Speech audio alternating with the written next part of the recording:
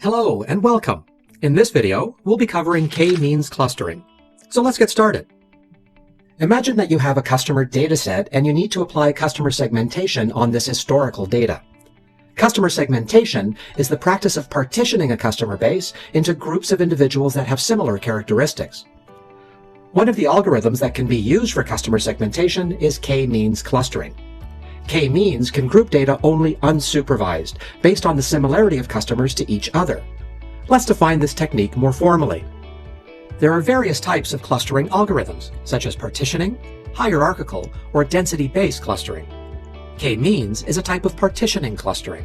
That is, it divides the data into k non-overlapping subsets, or clusters, without any cluster internal structure or labels. This means it's an unsupervised algorithm. Objects within a cluster are very similar, and objects across different clusters are very different or dissimilar. As you can see, for using k-means, we have to find similar samples, for example, similar customers. Now we face a couple of key questions. First, how can we find the similarity of samples in clustering? And then, how do we measure how similar two customers are with regard to their demographics? Though the objective of k-means is to form clusters in such a way that similar samples go into a cluster and dissimilar samples fall into different clusters, it can be shown that instead of a similarity metric, we can use dissimilarity metrics. In other words, conventionally, the distance of samples from each other is used to shape the clusters. So, we can say k-means tries to minimize the intra-cluster distances and maximize the inter-cluster distances. Now, the question is, how can we calculate the dissimilarity or distance of two cases, such as two customers? Assume that we have two customers. We'll call them customer 1 and 2. Let's also assume that we have only one feature for each of these two customers, and that feature is age. We can easily use a specific type of Minkowski distance to calculate the distance of these two customers. Indeed, it is the Euclidean distance. Distance of x1 from x2 is root of 34 minus 30 power 2, which is 4. What about if we have more than one feature, for example, age and income? For example, if we have income and age for each customer, we can still use the same formula, but this time in a two-dimensional space. Also, we can use the same distance matrix for multi-dimensional vectors. Of course, we have to normalize our feature set to get the accurate dissimilarity measure. There are other dissimilarity measures as well that can be used for this purpose, but it is highly dependent on data type and also the domain that clustering is done for it. For example, you may use Euclidean distance, cosine similarity, average distance, and so on. Indeed, the similarity measure highly controls how the clusters are formed, so it is recommended to understand the domain knowledge of your dataset and data type of features, and then choose the meaningful distance measurement. Now, let's see how k-means clustering works. For the sake of simplicity, let's assume that our dataset has only two features, the age and income of customers. This means it's a two-dimensional space. We can show the distribution of customers using a scatter plot. The y-axis indicates age, and the x-axis shows income of customers. We try to cluster the customer dataset into distinct groups or clusters based on these two dimensions. In the first step, we should determine the number of clusters.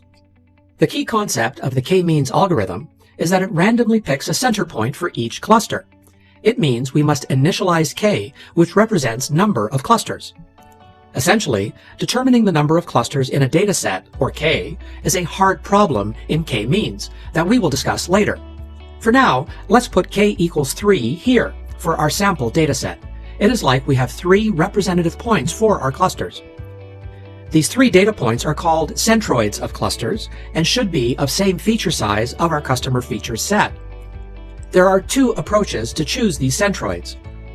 1, we can randomly choose 3 observations out of the dataset and use these observations as the initial means. Or 2, we can create 3 random points as centroids of the clusters, which is our choice that is shown in the plot with red color. After the initialization step, which was defining the centroid of each cluster, we have to assign each customer to the closest center.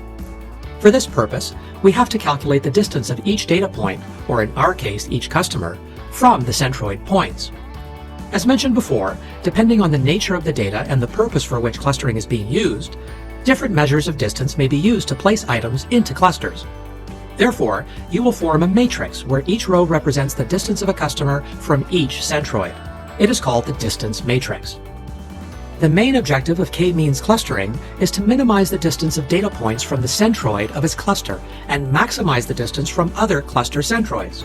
So, in this step, we have to find the closest centroid to each data point. We can use the distance matrix to find the nearest centroid to data points. Finding the closest centroids for each data point, we assign each data point to that cluster.